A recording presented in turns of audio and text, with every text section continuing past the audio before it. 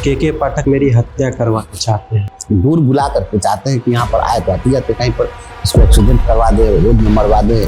लेकिन इन नौजवानों को जो पॉलिटिकल लोग हैं उसको टूल्स की तरह यूज करते हैं। हाँ, आपका इशारा कहाँ है? प्रशांत किशोर हो या कोई किशोर हो, उससे मतलब नहीं है। कौन है मुझे? तो जो अत्याचारियों का बॉस हो, जब अत्याचार कोई करे और कोई खुश हो, उसी को मोगेम्बो कहते हैं। इस मोगेम्बो के 10 महीने के कार्यकाल में 200 से ज्यादा शिक्षकों की मौत।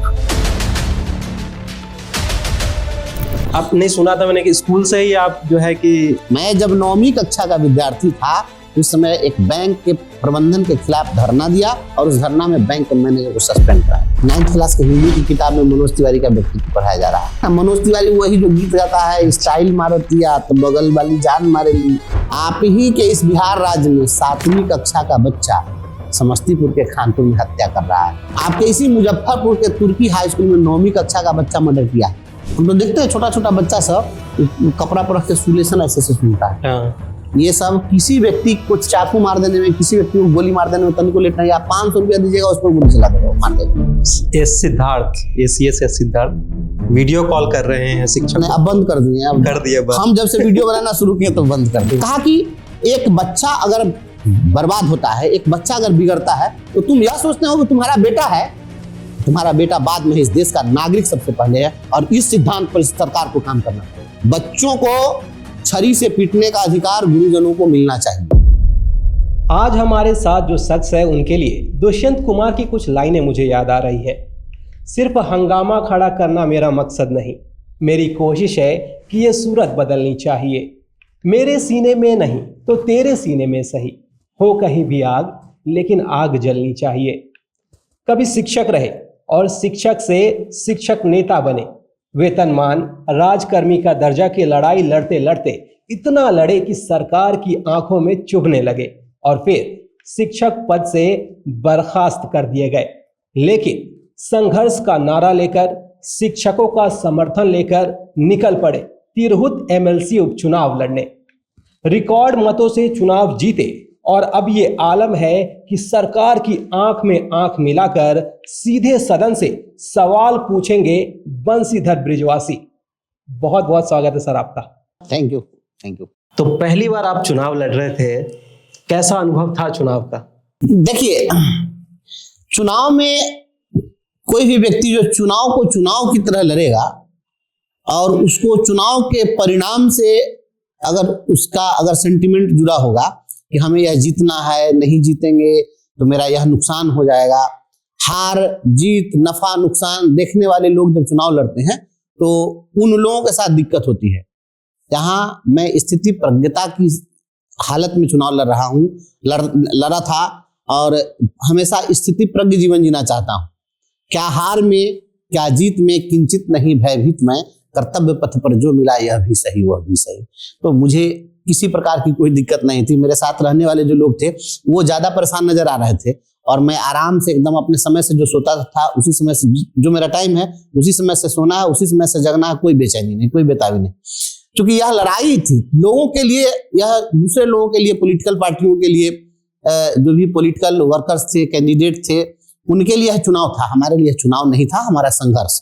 और यह संघर्ष जो है बड़े संघर्ष के लिए एक संघर्ष था। संघर्ष का रास्ता तैयार करने के लिए, संघर्ष का रास्ता सुगम बनाने के लिए, इसके लिए संघर्ष था। तो निश्चित रूप से मुझे किसी प्रकार की कोई दिक्कत नहीं थी, कोई चिंता नहीं थी, कोई व्याकुलता आतुरता नहीं थी।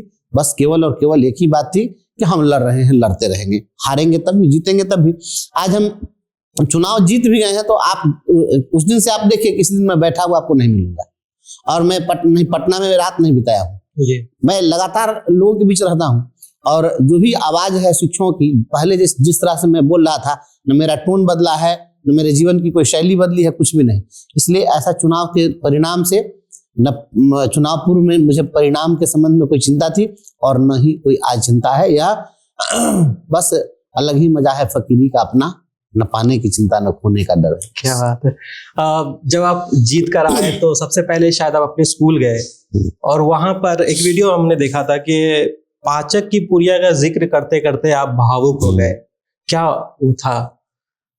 वास्तव में हम बहुत भावुक हो जाते हैं कभी कभी। उन पलों को जब मैं याद करता हूँ तो मुझे निश्चित रूप से, मैं बहुत सेंटिमेंटल आदमी हूँ, मैं पॉलिटिकल आदमी हूँ नहीं, क्योंकि आज तक जो मेरे पास आया है उससे अगर आप बात करेंगे किसी व्यक्ति से 20 साल पहले मिला हो तब भी, आज भी मिल रहा हो तब भी आप बात करिएगा, कोई राजनीति नहीं, कोई पॉलिटिकल किसी प्रकार का कुछ मेरा सेंटिमेंट नहीं रहता। जो लोग मेरे पास आए, जो मिले, सभी को मैं पूरी आत्मीयता से गले लगाता हूँ।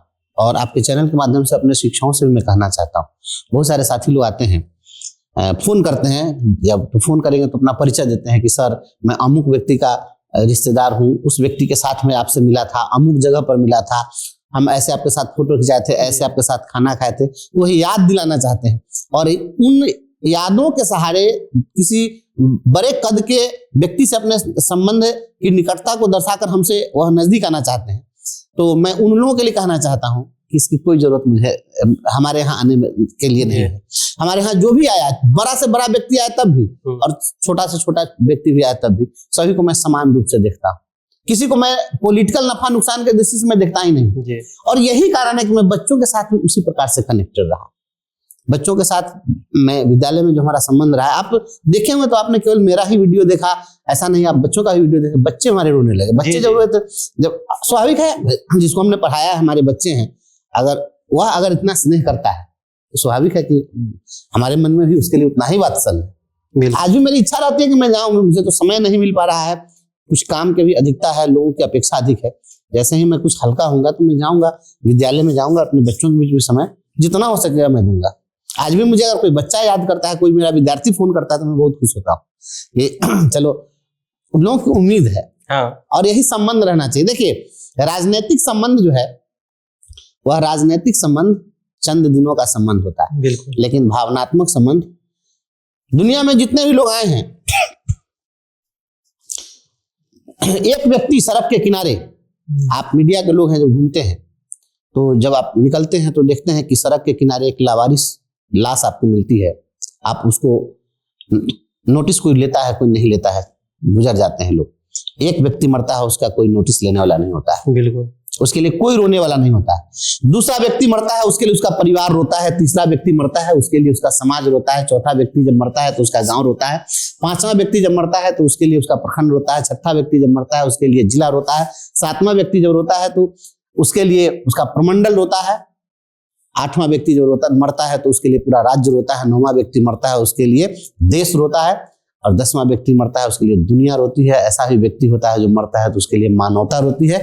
और भगवान बुद्ध जैसे लोग, महावीर जैसे लोग जब प्रयाण करते हैं तो उनके लिए जुग जुग की मानवता रोती है। बिल्कुल। तो आपका किरदार कैसा है, यह लोगों के साथ जो भावनात्मक आपका संबंध है, इन संबंधों के आधार पर तय होगा। और पर्दा गिरने के बाद बजी तालियां बताती हैं कि आपका किरदार कितना सफल रहा। इसलिए पॉलिटिकल संबंध जो है, राजनीतिक संबंध किसी भी व्यक्ति के कद को परिभाषित नहीं कर सकता है। आप में कितनी आत्मीयता है, आप में कितनी संवेदनशीलता है, आप में कितनी भावनात्मकता है, इन चीजों के आधार पर आपका किरदार बड़ा होता है। ये कहा है आपको, बनारस हिंदू विश्वविद्यालय के प्रोफेसर हैं वशिष्ठ अनूप जी, उनकी रचना है, उसमें उन्होंने कहा है कि हजारों महल बनवा लो, हजारों गाड़ियां ले लो, अगर किरदार बौना है तो खुददारी नहीं आती। इसलिए खुददारी से ही किरदार जो है बड़ा होता है। इसलिए दुनिया में सब संबंध, अगर आप दूसरे को रोते देखकर अगर आपके आंख में आंसू नहीं आया तो मैं समझता हूँ बिल्कुल सही बात। लोग, आप दूसरे के चेहरे पर मुस्कान देख करके और तब आपके चेहरे पर मुस्कान आ जाए, अगर दूसरे व्यक्ति की खुशी देखकर आप में खुशी आ जाए, दूसरे व्यक्ति को रोता देख करके आप भी उसके आंसू को महसूस कर सकें, तभी आप, इंसानियत भी यही है कि हाँ, किसी के इमोशन को आप सब कुछ बना लिए, सब कुछ हो सकते हैं, बड़ा पद पर चले जाइए, उच्च अधिकारी हो जाइए, बड़े राजनेता, मंत्री, विधायक बन जाइए, लेकिन अगर आपके अंदर इंसानियत नहीं है, मानवता नहीं है, तो इन चीजों का कोई मतलब नहीं रहता है। और एक शिक्षक के लिए तो मैं समझता हूँ कि शिक्षक से अच्छा कोई पेशा नहीं हो सकता है। शिक्षक से अच्छा, आखिर ऐसे ही लोग इसको भगवान से ऊंचा स्थान नहीं दे। हम लोग गांव गरीब के मिट्टी और गिट्टी में खेलने वाले, पलने वाले बच्चों को तराश कर कोहिनूर हीरा बनाने वाले हम लोग हैं। शिक्षक ही एकमात्र ऐसा संवर्ग है कि जब वह अपने विद्यार्थी को तराशता है तो वह चाहता है कि हमारा विद्यार्थी हमसे ऊंचे स्थान पर पहुंच जाए। बस केवल इतना कहने के लिए, इसमें कोई स्वार्थ नहीं है, केवल इतना ही कहने के लिए कि मेरा बेटा, मेरा विद्यार्थी, पढ़ाया हुआ विद्यार्थी कलेक्टर हो गया, मेरा शिष्य है जो कलेक्टर है, मेरा शिष्य है जो इस पद पर चला गया, इस मुकाम पर चला गया, बल्कि इतना ही कह के वो खुश है। उसके बाद वो कलेक्टर बन भी जाए, विद्यार्थी गुरुजी को कुछ दे नहीं दे, उससे कोई मतलब नहीं। शिक्षक के लिए वही और नाम है। दूसरा जितना भी संवर्ग है वो सब यही चाहता है कि आप धंस जाइए, आप डूब जाइए, आप बर्बाद हो जाइए। केवल और शिक्षक है जो आपको ऊंचाई पर देखना चाहता है, वो आपको आगे बढ़ाना चाहता है। इसलिए मैं अपने बच्चों से बहुत स्नेह करता हूं और मैं उम्मीद करता हूं कि जिन बच्चों को हमने पढ़ाया, जिन बच्चों से हमारा आत्मीय संबंध है, जिनको हमने क्लास में शिक्षा दी है, वो आगे बढ़े और जहां कहीं भी आवश्यकता होगी मैं उसके साथ खड़ा हूं, हर सुख में। उसी दौरान आपने ये भी कहा कि हमने ये संगठन 20 साल पहले बनाया और हमारी लड़ाई रोटी की लड़ाई है, तो कैसे इसको बताते हैं आप? हाँ, रोटी की लड़ाई, तो बिल्कुल लड़ाई हम हमेशा दुनिया में, देखिए धूमिल ने, जो एक जनवादी कवि हुए हैं धूमिल की जो एक रचना है जिसमें उन्होंने कहा है कि एक व्यक्ति रोटी खाता है, दूसरा व्यक्ति रोटी बेलता है और एक तीसरा ही व्यक्ति है जो न रोटी खाता है न रोटी बेलता है, रोटी से खेलता है। बताओ वह कौन है? हमारे देश की संसद मौन है। अच्छा, इस देश के अंदर में रोटी से खेलने वाले जो लोग हैं उनको चिन्हित करके बाहर लाना पड़ेगा और हम उन्हीं से भेजते हैं कि रोटी से मत खेलो। और इसी के लिए हम हमेशा सुनाते रहते हैं वशिष्ठ अनुप जी की रचना को। वो भी बहुत अच्छे कवि हैं, जनवादी गीत उनके काफी महत्वपूर्ण हैं, बहुत लोकप्रिय हैं, जिसमें हम उनकी रचनाओं को सुनाते हैं कि इसलिए राह संघर्ष की हम चुने, जिंदगी आंसुओं में नहाई न हो। इसलिए राह संघर्ष की हम चुने, जिंदगी आंसुओं में नहाई न हो किसी के लिए मखमली बिस्तरा, हो किसी के लिए मखमली बिस्तरा और किसी के लिए एक चटाई न हो। इसलिए राह संघर्ष की हम चुने, जिंदगी आंसुओं में नहाई न हो। दम न तोरे कहीं भूख से बच पना, दम न तोरे कहीं भूख से बच पना, रोटियों के लिए फिर लड़ाई न हो। इसलिए राह संघर्ष की हम चुने, जिंदगी आंसुओं में नहाई न हो। बस हमारा संघर्ष इसी के लिए है। शांति नहीं तब तक जब तक सुख भाग न नर का सम हो, नहीं किसी को बहुत अधिक हो नहीं किसी को कम। अगर आप शांति चाहते हैं तो सुख भाग जो है समान रूप से सोचिए, इस बात को सोचिए कि जो बड़े घरों में पलने बढ़ने वाले लोग हैं, जो ऊंचे पदों पर चले जाते हैं और उन्हें जमीन पर अंतिम व्यक्ति के रूप में खड़े लोगों की कोई चिंता नहीं होती है। क्यों? क्या जो गरीब है, जो लाचार है, बेबस है, क्या उसने कोई भगवान को आवेदन दिया था कि हमको यहाँ पर इस परिवार में जन्म दे दीजिए? बिल्कुल नहीं। कोई, क्या मैं ही भगवान को आवेदन दिया था कि हमको आप ये चीज बना दीजिए, ऐसे परिवार में जन्म दे दीजिए? तो ऐसा नहीं है। यह प्राकृतिक रूप से दिनकर जी ने लिखा रश्मि रथी में, तो उन्होंने लिखा कि मैं कहता हूं अगर विधाता नर को मुट्ठी में भरकर कहीं छींट दे ब्रह्मलोक से ही नीचे भूमंडल पर, तो भी विविध जातियों में ही मनुष्य यहाँ आ सकता है। नीचे हैं क्यारियां बनी हुई तो बीज कहाँ जा सकता है? नीचे आपने क्यारियां बनाई है, अमीरों की क्यारियां बनाई है, गरीबों की क्यारियां बनाई है, ऊंच की क्यारी बनी है, नीच की क्यारी बनी है। यह क्यारी आपने बनाई है। अगर विधि ब्रह्मा ऊपर से ही इंसान की निर्मित करके नीचे फेंक दे तो वह अलग अलग क्यारियों में ही आ सकता है, क्योंकि क्यारियां आपने बनाई है। तो ये अमीरी और गरीबी लहू का रंग एक है, अमीर क्या गरीब क्या, बने हैं एक खाक से तो दूर क्या करीब क्या। तो सभी लोगों का जब खून एक है, प्रकृति जो कुछ भी देती है, सूरज की रोशनी हो, धूप हो, हवा हो, ठंडक हो, सबके लिए समान रूप से अगर प्रकृति देती है तो आप उसमें असमानता क्यों पैदा करना चाहते हैं? इसलिए नहीं किसी को बहुत अधिक हो, नहीं किसी को कम हो। अगर किसी नौजवान को आप 5,000 रुपया वेतन पर काम करवाइएगा और किसी को 5 लाख रुपया सैलरी दीजिएगा तो निश्चित रूप से लड़ाई जारी रहेगी। कम से कम वह न्यूनतम आवश्यकताओं की पूर्ति कर सके, इसके लिए व्यवस्था करनी पड़ेगी। यह वेलफेयर स्टेट है, यह लोक कल्याणकारी राज्य की अवधारणा अपने देश में, और वेलफेयर स्टेट की रिस्पॉन्सिबिलिटी है कि ऐसे हर व्यक्ति के साथ वो खड़ा हो। तो सरकार ही शोषण कर रही है, अवधारणा वेलफेयर स्टेट की है और सरकार ही शोषण कर रही है। सरकार की ऐसी पॉलिसी है। आप सोचिए, अभी सुबह हमारे पास में कुछ शिक्षक आए थे, वो शारीरिक शिक्षा स्वास्थ्य अनुदेशक थे। 8,000 रुपए पर बहाली की गई शारीरिक स्वास्थ्य अनुदेशकों की, दिन भर ड्यूटी ले रहे हैं और 8,000 रुपया दे रहे हैं। आप बताइए वो 8,000 रुपया में परिवार कैसे चलाएगा? और उसकी पोस्टिंग भी अपने घर के पास नहीं है। अब सोच लीजिए कि किसी की पोस्टिंग अगर घर से 50 किलोमीटर दूर है तो उसके आने जाने के भाड़ा की व्यवस्था होगी। हमको तो लगता है खर्च में ही उतना निकल खर्च में चला जाए। तो आप सोचिए कि तो ये सरकार, आखिर जो लोग पॉलिसी बनाते हैं उनको क्या समझ में आता है? वातानुकूलित कमरे में आप पॉलिसी बना देंगे तो क्या करेगा? तो वह कुछ ना कुछ गलत करेगा। विभुक्षितः किम न करोति पापम, भूखा व्यक्ति कौन सा पाप नहीं करता? भूखा व्यक्ति जो भूखा है छीन हड़प कर खाएगा, एकदम कुछ ना कुछ गलत करेगा। तो ये सरकार की नीतियां लोगों को गलत करने के लिए मजबूर करती है। तो ये संघर्ष की जो लड़ाई है आपने बहुत पहले शुरू की, कब ख्याल आया कि हाँ इस रास्ते पर मुझे चलना है? नहीं, डे वन से इसमें कुछ ऐसा नहीं, कोई बाद में थोड़े कुछ नहीं है। आपने सुना था मैंने कि स्कूल से ही आप जो है कि मैं 9th क्लास में था, मैं तो बताता हूँ, खुलकर बताता हूँ। मैं जब 9वीं कक्षा का विद्यार्थी था उस समय एक बैंक के प्रबंधन के खिलाफ धरना दिया और उस धरना में बैंक के मैनेजर को सस्पेंड कराया था। 9th क्लास का मैं था, उस समय हमारी उम्र 13-14 साल की हमारी अवस्था थी और बस उस अवस्था में एक स्टेट बैंक के मैनेजर को हमने सस्पेंड करा दिया। तो हम लोग उस आंदोलन से रहे हैं। तो बचपन से आज के डेट में भी कब मेरे घर पर आप आइए, अखबारों की कतरन आपको हम दिखाते हैं।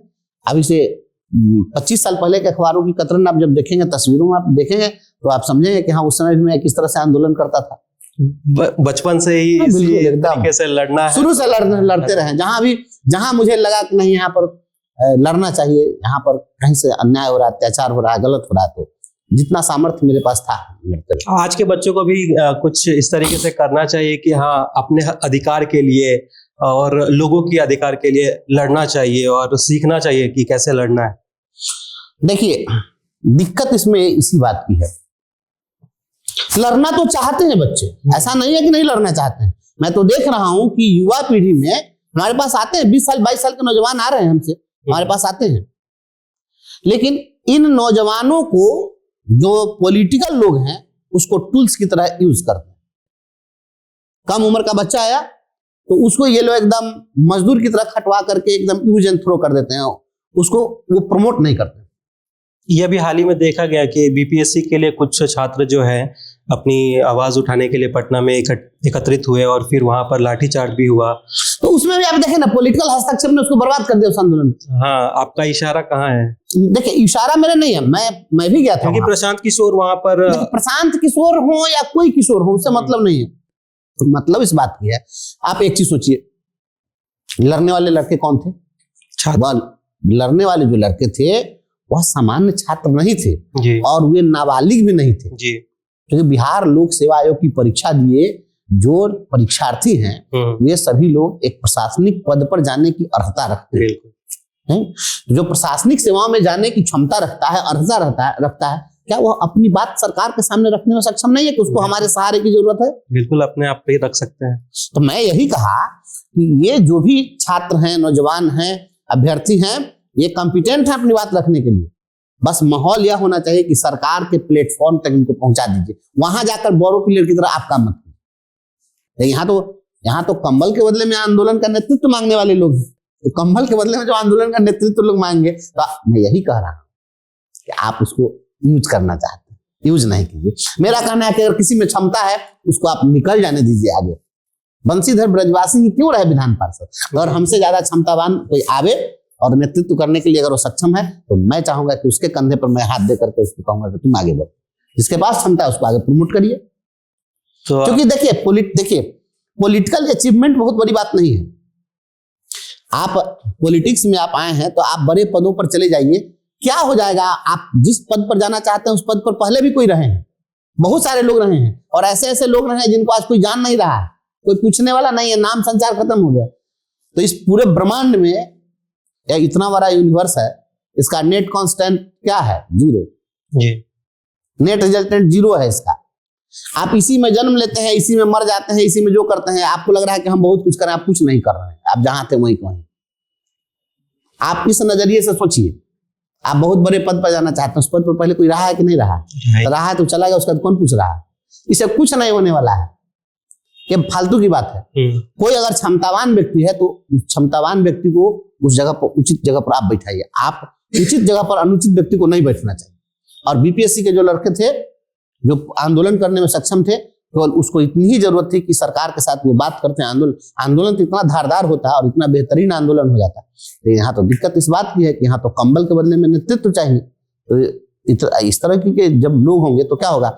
हम सरकार से हमने मांग की, जिस दिन मैं गया था आंदोलन का 10वां दिन था, हमने सरकार से मांग की थी कि निगोशिएशन होनी चाहिए, वार्ता होनी चाहिए, आप छात्रों से बात करिए। जी, हमने यह नहीं कहा कि हमसे बात करिए, हमने यह कहा कि ये हमारे छात्र के प्रतिभावान, ये हमारे राज्य के प्रतिभावान छात्र हैं, ये प्रशासनिक सेवा में जाने की क्षमता रखते हैं, ये प्रतिभा है, मेरिट सड़कों पर है, आप इसके साथ बात करिए, लोकतंत्र निगोशिएशन से चलेगा। तो वार्ता के लिए पहल हुई, बात भी आगे बढ़ी। लेकिन जैसे ही पॉलिटिकल इंटरफेरेंस हो गया, कहानी समाप्त, बात दब गई। और यही होगा, हमेशा होता रहा है। क्योंकि सरकार में जो बैठे हुए लोग हैं तो वो भी तो पॉलिटिकल लोग हैं, तो आपको माइलेज दे देंगे कि नहीं, इसका क्रेडिट हम इनको दे दें। तो उसमें भी बहुत ड्रामा चला था कि पहले प्रशांत किशोर आए, फिर जब छात्र को लाठियां पड़ने लगी तो उस टाइम पे नजर नहीं आए, फिर बाद में आए। देखिए, वह हम उस पर कोई टिप्पणी करना नहीं चाहेंगे, कौन आए, कब गए। नियत अच्छी हो तब ना, यहाँ नियत का सवाल है। एक समय में तो आप भी तारीफ करते थे। क्योंकि नहीं, देखिए ऐसा है कि शुरुआत के दिनों में, अभी भी आज के डेट में भी आप लोगों से बात करिए, क्या बिहार के लोग विकल्प की तलाश नहीं कर रहे हैं? बिल्कुल, बिहार के लोग तो विकल्प की तलाश में है। और बिहार के लोग जब विकल्प की तलाश कर रहे हैं तो कोई भी जब नया चेहरा आएगा तो लोग उस पर विश्वास करेंगे ही। जी। तो जिस समय उन्होंने एंट्री मारी तो जब एंट्री मारी तो हर किसी को लगा कि यह बिहार को विकल्प दे सकता है। उनकी बातें बहुत प्रणप्रिय थी, अच्छी बात कर रहे थे। लेकिन यहाँ घातक है जो देवता सदृश दिखता है लेकिन कमरे में गलत हुक्म लिखता है, जिस पापी को गुण नहीं गोत्र प्यारा है, समझो उसने ही हमें यहाँ मारा। जो व्यक्ति दिखता कुछ और है और करता कुछ और है, चाल चरित्र में जब अंतर रहेगा, किसी व्यक्ति के वक्तव्य में और कृतित्व में अंतर रहेगा, तो ऐसे लोग की पोल खुल जाएगी ना, कितने दिन छिपे रहेंगे। ये सब लोग एक्सपोज हो गए हैं क्योंकि इन्होंने जो कुछ भी कहा, जो कहते हैं उसके ठीक विपरीत करते हैं। हालांकि आप चर्चा में उनका जो नाम ले रहे हैं अननेसेसरी, हम ऐसे व्यक्ति पर कोई चर्चा करना नहीं चाहते हैं। लेकिन कोई भी व्यक्ति हो, हम ही अगर कहते हैं हम आंदोलन की उपज है, संघर्ष की उपज है, और आज के डेट में हम संघर्ष के बदला जा करके और सत्ता की मलाई खाने लग जाए, तो लोग हमको गाली देंगे कि नहीं देंगे? जी। आज हमसे पॉलिटिकल पार्टी के लोग अप्रोच कर रहे हैं कि हम में आ जाइए, तो हम में आ जाइए, तो हम में आ जाइए। तो मैं उनसे पूछता हूँ कि लोगों ने हमको वोट दिया था आपके साथ जाके मलाई खाने के लिए, तो हमको लोगों ने वोट दिया आंदोलन करने के लिए। हमें शिक्षकों ने, नौजवानों ने, छात्रों ने जो वोट दिया है, हमें दिया है इसके लिए कि हम उनकी आवाज बन के खड़े। तो हम उनकी आवाज नहीं उठाएंगे कि हम जाके आपकी चरण वंदना करने लगे, तो ये हमसे नहीं होने वाला। तो जो कहेंगे सो करेंगे, जो नहीं, अब इन लोग कहा कि कहेंगे कुछ, करेंगे कुछ, होगा कुछ। जो कहेंगे सो करेंगे नहीं, या करेंगे वो होगा नहीं। उन्होंने जो कुछ भी फॉर्मूला बनाया उसके विपरीत चलते हैं। बिल्कुल। चुनाव से पहले आप मिले थे? चुनाव से पहले अभी नहीं, मैं आपको बताता हूँ 2022 में ही मैं मिला था। 2022 में मुझे लगता है कि 21 या 22 जून को मुझे बुलाया गया था। उनके लोग आते थे बराबर, तो मैं गया था। कोई व्यक्ति बुलाता है तो मैं जाता हूँ, आपने भी बुलाया, मैं जो कोई भी मुझे बुलाता है मैं जाता हूँ। ऐसा थोड़ा कि मैं किसी से कोई नफरत मुझे नहीं है। यहाँ तक कि मुझे तो अगर कोई नक्सली भी बुलाए तो मैं उसके पास भी जाऊँ, कोई अपराधी बुलाएगा उससे भी मैं बात करूँ। बात ही करने से न कहीं पर कुछ सकारात्मक रास्ता निकलेगा। तो कोई बुलाता है तो मैं जाता हूँ। तो मैं गया था, और मैं गया, और मुझे जो उन्होंने अपना बताया, अपनी योजना बताई कि हम इस तरह से बिहार में बदलाव लाना चाहते हैं, हम यह करना चाहते हैं, तो हम लोग को भरोसा हुआ कि चलिए, किसी पर भरोसा तो आप सीधे पहले ही शक्ति नजर से आप कैसे देखेंगे। लेकिन जब हमने देखा ये कह रहे हैं कुछ और कर रहे हैं कुछ, कथनी और करनी में कोई साम्यता नहीं है, तो निश्चित रूप से अब हम बात करने चलेंगे मजदूर गरीब की और शौचालय के लेके आएंगे 2 करोड़ का, तो ये कहाँ से होने वाला है। तो अब ये सब, ये लोग जो है एरिस्टोक्रेट लोग हैं, इन लोग से आंदोलन होने वाला है, संघर्ष होने वाला है, सब हो गया ना। तो आंदोलन तो देख ही रहा है कि कहाँ जा रहा है और क्या हो रहा है। बस यही सब ये लोग करेगा और कुछ नहीं करेगा। जितना लोग है सब पैसा वाला लोग को जुटा कर, जितना भी हम लोग जैसा कोई सामाजिक लोग है वो सबको पकड़ के फोटो खिंचवा के उनकी विश्वसनीयता को बेच देना, ये भी हमारे साथ हैं, ये भी हमारे साथ हैं, ये भी हमारे साथ है। तो आप देख रहे हैं ना, हम तो जब एक्सपोज करनी है तो देखिए पुनवा धराशायी होना शुरू हो गया है। अच्छा, अब लोग समझ गया ना कि हाँ, तो लोग अब साइड हो रहे हैं, लोग किनारे हो रहे हैं, हर रोज कुछ ना कुछ लोग टूट रहे हैं। अच्छा, इनके साथ कौन कौन लोग आए हैं? जो लोग आए हैं इसमें है बड़े बड़े आईएएस, बड़े बड़े आईपीएस। ये आईएएस और आईपीएस जो है ये नेता कैसा हो जाएगा, ये कैसे हो जाएगा भाई? जब वो सब अगर नेता हो जाएगा तो इतना इनसे रोड पर जो संघर्ष किया है वो तो बेकार हो गया। आईएएस आईपीएस को तो जय हिंद कहवाने की आदत है। किसी आदमी से वो हाथ नहीं मिला सकता है, गला नहीं मिला सकता है। हमारे राज्य में एक युवा नेता है, वो किसी व्यक्ति से अगर हाथ मिलाते हैं तो 4 बार जाके पहले साबुन से हाथ धोते हैं। हाथ धोते हैं, हाँ हाथ धोते हैं। तो अब बताइए कि अब सोचिए बिहार है, यह नहीं चलने वाला है। यहाँ लोगों को गले से लगाना पड़ेगा, आपको सड़कों पे उतरना होगा, सड़कों पे उतरना होगा, उनके साथ बैठ के खाना होगा, उसके साथ बैठ आप अपने को दिखाइएगा कि नहीं हम अलग हैं। तो ये बिहार की धरती है, यहाँ वो सब नहीं चलेगा। यहाँ तुरंत किनारे लोग लगा देंगे, यहाँ बड़े बड़े लोगों को कोई नहीं पूछता है। यहाँ जन सामान्य से आप जुड़िए, तभी आप कुछ कर पाएंगे। कोई अपने नाम के साथ गांधी जुड़ लगा तो गांधी नहीं हो जाएगा। गांधी की तरह कोई पदयात्रा करने लग जाएगा तो गांधी हो जाएगा। गांधी का फोटो लगा लीजिएगा तो सब गांधी हो जाएगा। कि गांधी बनने के लिए आपके अंदर वह संवेदना होनी चाहिए। गांधी कब बने थे? महात्मा गांधी कब बने थे? चंपारण आए थे जी। गांधी जी को जिस वेशभूषा में प्रदर्शित किया जाता है, आप सोचिए, ये सारी चीजें जो है, ये तो बड़े लोग हैं, उन लोगों को मैं क्या बताऊं। लेकिन मैं वह घटना आपको फिर से याद कराना चाहता हूं।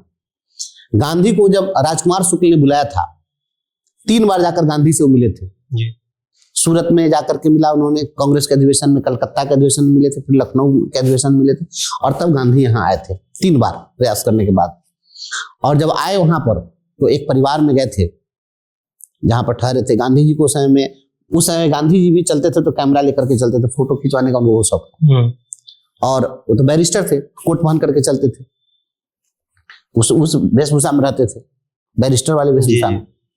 जब वहां पर गए थे तो चंपारण में जिस परिवार में वो ठहरे थे, चलने के समय उन्होंने कहा कि हम पूरे परिवार के साथ फोटो खिंचाना चाहते हैं। तो जब फोटो खिंचाने की जब बारी आई थी तो वहां सास और बहू उस परिवार की जो थी, उनको उन्होंने कहा कि लोग खाना खिलाए, उन लोगों को बुलाई फोटो खिंचाने के लिए। तो सास आई तो उन्होंने कहा कि बहू को बुलाओ। तो सास अंदर चली गई, फिर बहू आई। जब बहू आई तो कहा कि सास को बुलाओ। तो फिर जो है बहू अंदर गई तो फिर सास आ गई, फिर बहू नहीं आई। तब उन्होंने पूछा कि मैंने कहा कि दोनों को बुलाओ, तो दोनों को आप एक साथ क्यों नहीं ला रहे? ये आ रही तो वो नहीं। तो लोगों ने बताया कि गांधी जी, मजबूरी यह है कि एक ही साड़ी है, जब उसी साड़ी को सास पहनती है तो बहू आपके पास आती है, और जब बहू पहन कर आती है तो सास आती है। कहा कि वस्त्र का इतना अभाव है। तो गांधी का दिल वहीं द्रवित हो गया, और तब गांधी ने क्या किया, वहीं पर अपने उस लिबास को उतार दिया और लंगोट धारण कर लिया है। लंगोट धारण किया चंपारण में गांधी। तब जाकर महात्मा गांधी वो बने। महात्मा ऐसे नहीं बने। गांधी बनना इतना आसान काम तो नहीं। कोट उतार दिया। मैं वही कह रहा हूं कि संवेदना आपके अंदर, संवेदनशीलता कितनी है। जब आप गांधी की तरह किसी परिवार में वस्त्र का अभाव देख करके अपने शरीर पर महंगे वस्त्र को उतार करके उस लिबास को, और तब आप लंगोट धारण कर लेते हैं, तो आप महात्मा बनते हैं। ये नहीं है कि वैनिटी वैन मंगवा करके शौचालय जाने लगेगा तब गांधी हो जाएगा। बलिदान और त्याग का नाम गांधी है। बलिदान और त्याग तो है ही। आप जन सामान्य के दर्द को महसूस करिए, और उस रूप में, जिस रूप में वह जी रहा है, वह जीवन आपको जीना होगा, तभी जाके आप उसके नेता बनिएगा। वैनिटी वैन में चढ़ के घूमने से, उसमें जाके शौचालय में घूमने से आप जो है आम पब्लिक के नेता हो जाइएगा? बड़ा महंगा वैनिटी वैन है। महंगा हो चाहे सस्ता हो, हम उसमें भी नहीं आते हैं, उसके कीमत पर नहीं जाते हैं जी। वैनिटी वैन वाले लोगों को यहाँ की जनता पसंद नहीं करती है। यहाँ की जनता पसंद करती है कि यहाँ जो है आम लोगों की तरह, जो आप यहाँ के जो लोग खेत में जाते रहे हैं शौचालय शौच के लिए, तो यहाँ जिस दिन आप उस तरह का जीवन भी जीने के लिए वह अगर आप स्वीकार कर लीजिएगा, तब लोग कहेगा कि नहीं हमारे बीच का, तब आप उसके दर्द को महसूस करिए। नहीं तो लंबा लंबा गांधी जी का फोटो लगा लेने से, फोटो लगा के कहिए कि हम दारू चालू करेंगे, तो ये क्या कहिएगा? सब उल्टा पलटी एकदम। जाके मति भ्रम भयउ खगेसा, ताके मत पश्चिम उगे दिनेसा। मति भ्रम जिसको हो जाता है तो पश्चिम में सूर्योदय होने लगता है। ये सब मति भ्रम वाले लोग, ऐसा थोड़े होता है। हमको लोग इसलिए पसंद करते हैं क्योंकि हम उनके बीच बैठते हैं, उनके दुख दर्द को समझते हैं। आज भी मेरे यहाँ कोई जाता है, हम विधान पार्षद बन गए, उसके बाद भी अगर कोई आपके गए हो रिपोर्टर हमारे घर पर, तो आपको बता सकते हैं कि 1% कोई चेंजिंग है हमारे घर में। आज भी जाइएगा तो मेरी वाइफ अपने से चाय बना के लेके आपको पिलाएगी। आज भी जाइएगा तो वही मेरा बेटा बेटी आपकी खिदमत करेगा। तो हम हमारे परिवार में तो कोई चेंजिंग है नहीं, वैसे ही हम रहते हैं बैठे हुए, जहाँ पर बैठे हुए वहाँ पर लोग आते हैं, बैठते हैं, बात करते हैं, कोई परिवर्तन नहीं। ये कहीं से इंस्पिरेशन मिला कि हमको इसी तरीके से रहना? नहीं, इंस्पिरेशन नहीं, हम जो है सो है, बनावटी कुछ थोड़े ही हैं। हम ऐसा थोड़े कि हमको हमेशा से ऐसा ही रहे।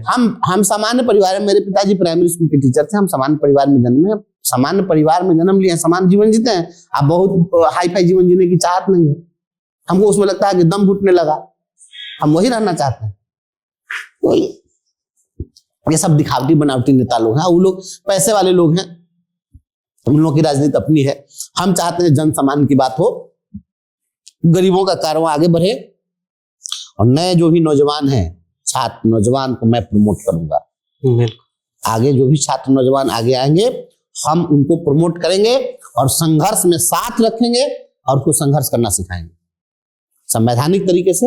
हम कोई उत्पाती तरीके से हम कोई चीज अख्तियार करना नहीं चाहते, संवैधानिक तरीके से सिखाएंगे, लड़ाएंगे, लड़ेंगे, साथ रहेंगे, जहां जरूरत होगी हम खड़ा मिलेंगे। जब आप बर्खास्त किए गए उस समय क्या स्थिति थी, क्या घर का माहौल था?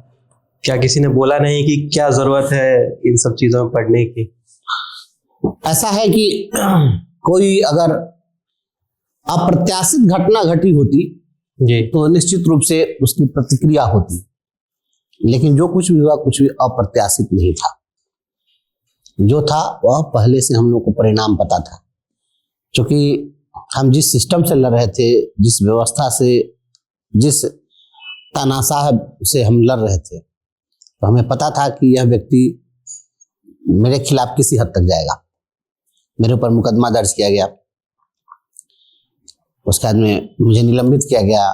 निलंबन के बाद हमारा निलंबन मुख्यालय हमारे नियोजन इकाई से बाहर भेज दिया गया, आउट ऑफ जुडिक्शन जा करके। तो जो कुछ भी हो रहा था वह सब चीज हम लोगों के सामने था, तो हमें पता था कि ये किसी हद तक जाएगा। तो अपने परिवार को हमने पहले ही समझा दिया था, क्योंकि हमारे संगठन के लोग पहले आए थे, तो उन्होंने कहा था कि सर इसके खिलाफ लड़ना होगा। तो हमने कहा कि इसे लड़ेंगे हम, लेकिन इसका परिणाम आप लोग को पता है क्या होगा।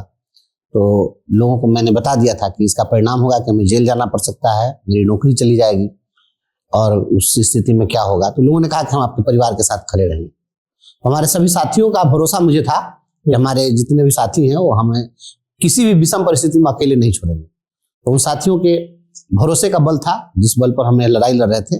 बर्खास्त किया गया, तो बर्खास्तगी के बाद जो पत्र आया, तो मेरे व्हाट्सएप पर पहले पत्र भेजा गया था। मैं दोपहर में खाना खाने के बाद मैं आराम कर रहा था, जब पत्र आया तो मैंने देखा, मैंने कहा कि विभाग का तो आ गया पत्र। मैं उसको पढ़ा, मेरा बेटा जो है देख लिया वो, तो थोड़ी देर के बाद मैं आया और कहा कि पापा जी आपको डिसमिस कर दिया और आपको थोड़ी भी उदासी आपके चेहरे पर नहीं। तो हमने कहा था कि बेटा उदासी क्या रखनी है, हम क्या लेकर के आए थे। जब हम बहाल हुए थे तो 50 रुपया रोज पर बहाल हुए थे शिक्षा मित्र के रूप में, और उस दिन से हम लड़ रहे हैं। तो सभी विषम परिस्थितियों का हमने सामना किया, इस विषम परिस्थिति का भी हम सामना करेंगे। दूसरा, एक भरोसा हमारे पास यह हमेशा रहा है कि यह देश किसी व्यक्ति विशेष का नहीं, यह देश किसी नेता और किसी अधिकारी की बपौती नहीं है, यह देश संविधान से चलने वाला देश है। इसलिए मुझे संविधान में बड़ी आस्था है। बाबा साहब अम्बेडकर ने जो संविधान बनाया, और जो संविधान के निर्माण के लिए जो समिति बनी थी, उसमें जितने भी महापुरुषों ने अपना योगदान दिया, सभी लोगों की ताकत उसमें है। और संविधान में किसी व्यक्ति का राज नहीं चलने वाला। हमें पता था कि ये जो कुछ भी कर रहे हैं, हम जब हाईकोर्ट जाएंगे तो न्यायालय में हमें इंसाफ मिल जाएगा। इसलिए मुझे न्यायपालिका पर भरोसा था, संविधान पर भरोसा था। इसलिए उनके बर्खास्तगी की थोड़ी भी कहीं से आप कभी मेरे चेहरे पर शिकन नहीं देखा होंगे। बर्खास्तगी के बाद में और दुगने तेवर के साथ मैं इनके खिलाफ खड़ा। कोई फर्क नहीं पड़ता ऐसे लोगों से। शादीशुदा जीवन में सबसे करीब जो होती है वो पत्नी होती है, तो उन्होंने क्या कहा उस टाइम पे? नहीं, पत्नी हमारी हमेशा साथ दी है हर विषम परिस्थिति में। हम पटना में जब अनशन में बैठे हैं तो वो भी साथ बैठी है। अच्छा। हर विषम परिस्थिति में। इसलिए कभी पत्नी कभी मेरी कोई कमजोरी नहीं बनी, कभी वह ताकत बन के खड़ी रही है। और सभी लोग, हर कोई, बेटा बेटी मेरा, हमारा तो बेटा बेटी जो है दुधमुहा बच्चा था उस समय से हमारे आंदोलन में शरीक है। हमें लगता है कि देश में शायद ही किसी बच्चे को वो अवसर मिला होगा कि जब वह दूध पी रहा हो उस समय में वह जो है आंदोलन में शामिल रहा हो। हमारे बच्चे उस समय भी अखबार के पहले पन्ने पर उस दिन भी छपा था 2015 में। तो छोटा छोटा बच्चा सब था, वह भी आंदोलन में शामिल रहा है। तो कोई किसी तरह से कोई दिक्कत नहीं। हमारा परिवार हर विषम। देखिए, हमारा जो परिवार है वह परिवार भौतिकवादी नहीं है, यह नहीं है, सुविधा भोगी नहीं है। कोई जैसे आप रखिएगा वैसे रहेगा। बहुत अनुशासन में, वो संयमित जीवन जीने वाला हमारा परिवार है। इसलिए हमारे परिवार की कोई बहुत लायबिलिटी नहीं है। नहीं कुछ होगा तो पैतृक संपत्ति है ना, कुछ जमीन जायदाद है ना, उसमें अन्न उपजता है ना, तो जीने खाने के लिए दिक्कत नहीं होगी। सास ससुर मेरे नौकरी में है, नहीं, मेरे पिताजी शिक्षक थे। तो परिवार में कोई इस तरह की कोई गंभीर आर्थिक संकट की स्थिति नहीं। हाँ, परेशानी तो होती है कि नौकरी चली जाए तो स्वाभाविक है कि दूसरे पर आपकी डिपेंडेंसी बढ़ जाएगी, कि दूसरे लोगों के सहयोग की उम्मीद आपको बनी रहेगी। तो यह बात है। लेकिन ऐसा भी नहीं था कि कोई हमको साथ छोड़ देते। सभी लोग हमारे साथ थे, चाहे परिवार के लोग हों, रिश्तेदारी के लोग हों, सब कोई साथ खड़े रहे। इसलिए किसी प्रकार का दिक्कत नहीं आया। एक बात और हमेशा ध्यान रखना चाहिए, तमाम आपके दर्शकों को, सभी छात्र नौजवानों को हम यह कहना चाहते हैं कि उसूलों पे आ जाए तो टकराना जरूरी है, अगर जिंदा है तो जिंदा नजर आना चाहिए। इसलिए उसूलों पर अगर कोई आ जाए तो उसे टकराना चाहिए, या नहीं कि हाँ उसे हम पीठ दिखा करके भाग जाएं। लड़ना चाहिए। यह देश स्वाभिमानियों का देश है, यह देश बलिदानियों का देश है। हमारे देश में जब रण क्षेत्र में हमारे लड़ाके जब मरते रहे हैं तो उनको कहीं मौत नहीं कहा गया, उसको वीर गति को प्राप्त होना कहा गया, नहीं। और दुश्मनों को अगर मारा गया, किसी भी धार्मिक पुस्तक में आप पढ़िए, कहीं नहीं होगा, मिलेगा आपको कि राम ने रावण की हत्या की। उसमें कहीं नहीं मिलेगा कृष्ण ने कंस की हत्या की। उसमें वध शब्द का प्रयोग आएगा। राम ने रावण का वध किया, कृष्ण ने कंस का वध किया। वध जायज है, हत्या गलत है। दुष्टों का नाश करना है, दुष्टों का अगर नाश कर दिया जाए तो वह जायज है, उसको वध की संज्ञा देते हैं। इंसाफ को अगर कोई मार दे तो उसको हत्या की संज्ञा देते हैं। हत्या गलत है, वध जायज है। और हमारे देश के अंदर मैं एक प्रसंग बराबर लोगों को सुनाता हूं कि एक सैलानी आता है और पूरे भारत में घूमता है। घूमते घूमते पहुंचता है राजस्थान, और जब राजस्थान जाता है तो वहां की मिट्टी को अपने थैले में वह इकट्ठा करता है।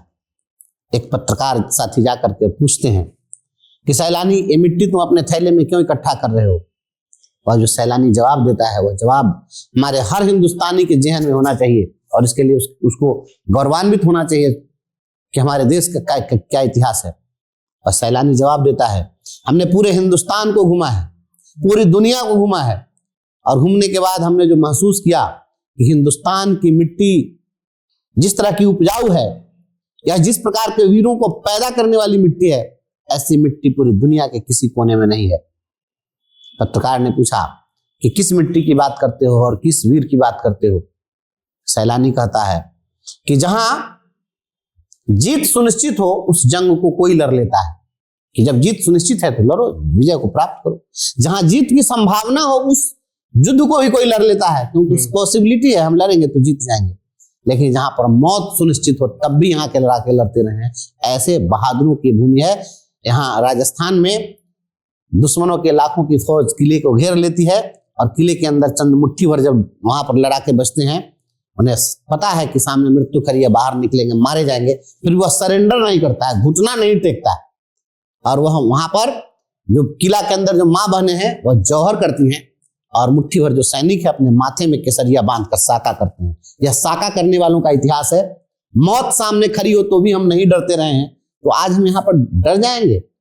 हम लोग तो गीत गाते रहे हैं कि चंदन है इस देश की माटी, तपोभूमि हर ग्राम है, हर बाला देवी की प्रतिमा, बच्चा बच्चा राम है, जिसके सैनिक समर भूमि में गाया करते गीता है, जहां खेत में हल के नीचे खेला करती सीता है, जीवन का आदर्श जहां पर परमेश्वर का धाम है, हर बाला देवी की प्रतिमा, बच्चा बच्चा राम है।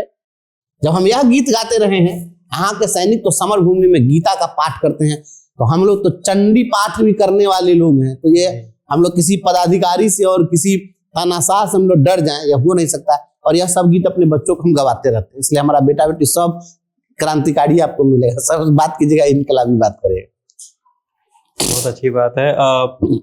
बात करते हैं कि मोगैम्बो नाम बहुत सुना हमने आपके मुंह से, बहुत सारे इंटरव्यूज में सुना है कि मोगैम्बो मोगैम्बो। कौन है मोगैम्बो? मोगैम्बो फेमस है, इसलिए उसका नाम बताने की जरूरत नहीं है, सबको जानता है मोगैम्बो कौन है। मोगैम्बो नाम हमने जिसका नामकरण, देखिए किसी भी व्यक्ति के चरित्र का जब चित्रण आप करेंगे तो कोई भी पूर्व में कोई जो ऐतिहासिक संदर्भ होगा, जो पूर्व का कोई ऐसा पात्र होगा जो प्रसिद्ध हो, उसी पात्र से उसकी तुलना करते हैं।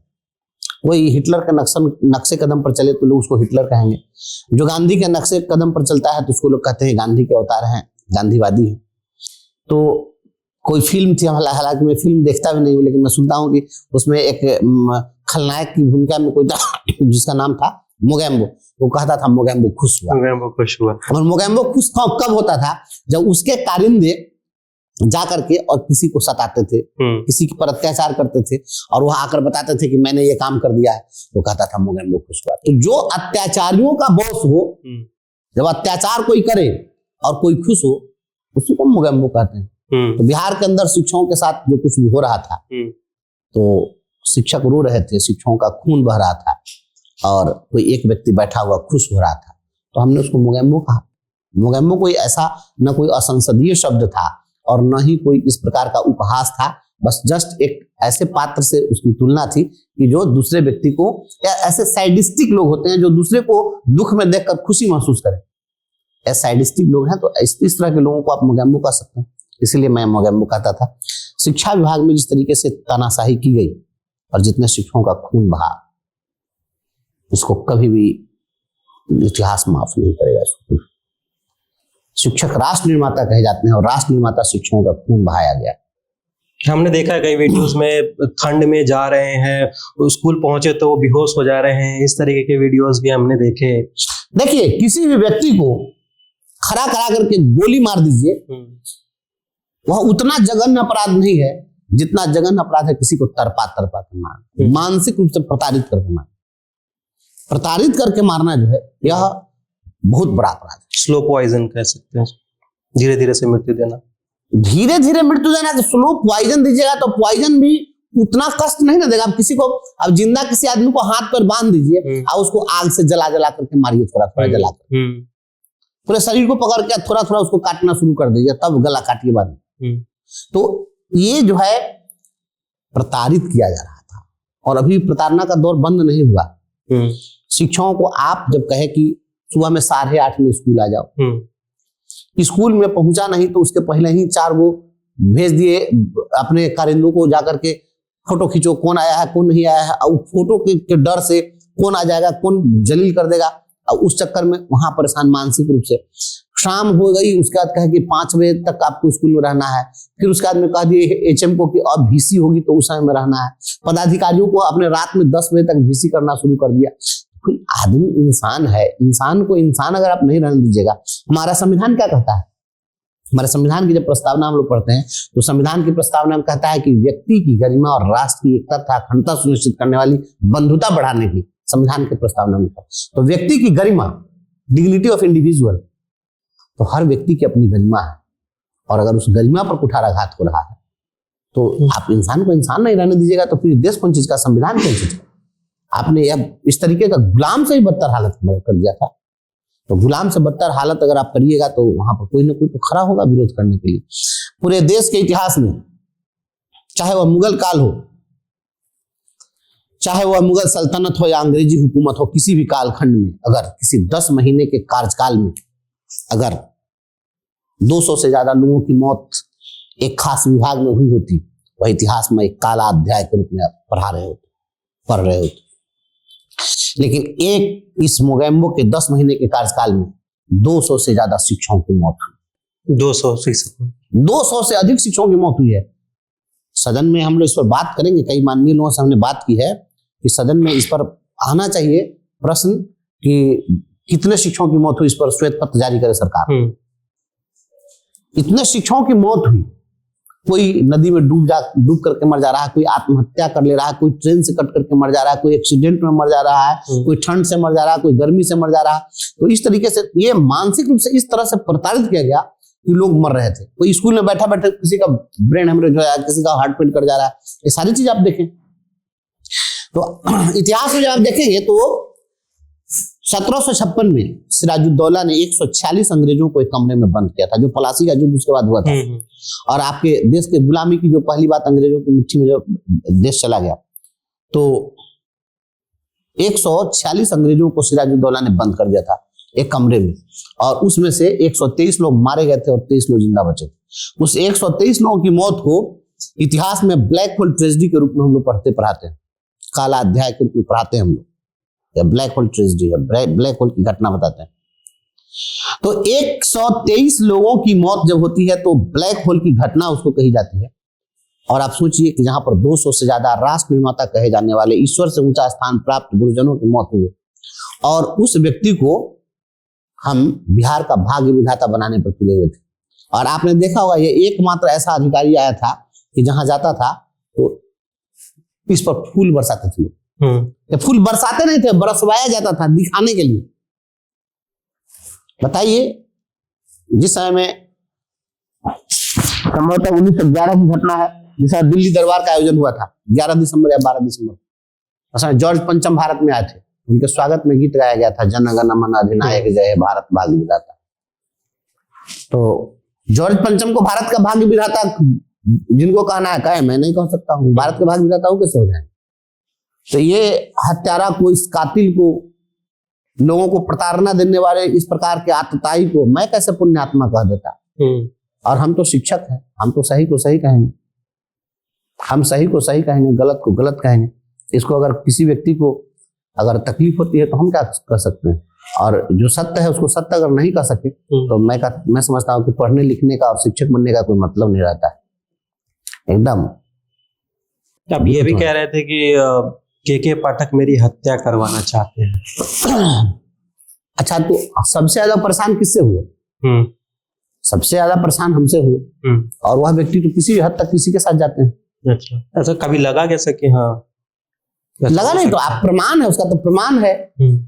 हम जिस नियोजन इकाई के अंतर्गत हम बहाल थे मरवन में, तो हमारी प्रखंड नियोजन इकाई मरवन है, तो हम उसके कर्मचारी हैं। वह हमें अगर सस्पेंड करेगा तो हमें वह कहाँ रख सकता है?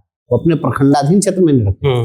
तो मरवन में किसी नियोजित शिक्षक को आप सस्पेंड कर दीजिए और उसका हेडक्वार्टर सकरा बना दीजिए। सकरा अलग प्रखंड है हमारे मरवन से 40 किलोमीटर दूर, वहां आप हेडक्वार्टर बना दीजिए। क्या मतलब? आप दूर बुला करके चाहते हैं कि यहाँ पर आए तो आते जाते, कहीं पर इसको एक्सीडेंट करवा दे, रोड में मरवा दे, कुछ भी करवा दे। दूसरा कोई मकसद इसका हो ही नहीं सकता है। अगर इंटेंशनली आपको कहीं दूर दराज इस तरह से भेज दिया जाए तो इसका दूसरा क्या मकसद हो सकता है? मैं नहीं गया ज्वाइन करने के लिए। अच्छा, ऐसा थोड़ा है कि आप जहां कह दीजिएगा वहां हम चले जाएंगे। ये इस प्रकार से किया गया था। और वह व्यक्ति आप देखें, मुजफ्फरपुर में जिस समय में थे तो उस समय में यहाँ भी जनप्रतिनिधियों के साथ उनकी भिड़ंत हो चुकी हुई। उतना ही नहीं, इसके पहले 2010 में भी वो शिक्षा विभाग में थे, उस समय भी यहाँ पर भिड़ंत हुई थी। ये जो अजीब तरह के लोग हैं, राज्यपाल से भिड़ जाए, चीफ मिनिस्टर से भिड़ जाए, नेता से भिड़ जाए, पब्लिक से भिड़ जाए, तो इस व्यक्ति को क्या कह सकते हैं? जो हर आदमी से ढाई खेलता चले, वो आदमी नहीं हो सकता है, उसको इंसान आप नहीं कर सकते हैं, उसको मेंटल टेस्ट कराने की जरूरत है। आप देखिए कि प्रसिद्ध चिकित्सक अजय बाबू को धमकी है। अब बताइए, इतना सीनियर डॉक्टर है, अजय बाबू के सामने खड़ा होने की औकात है इसको?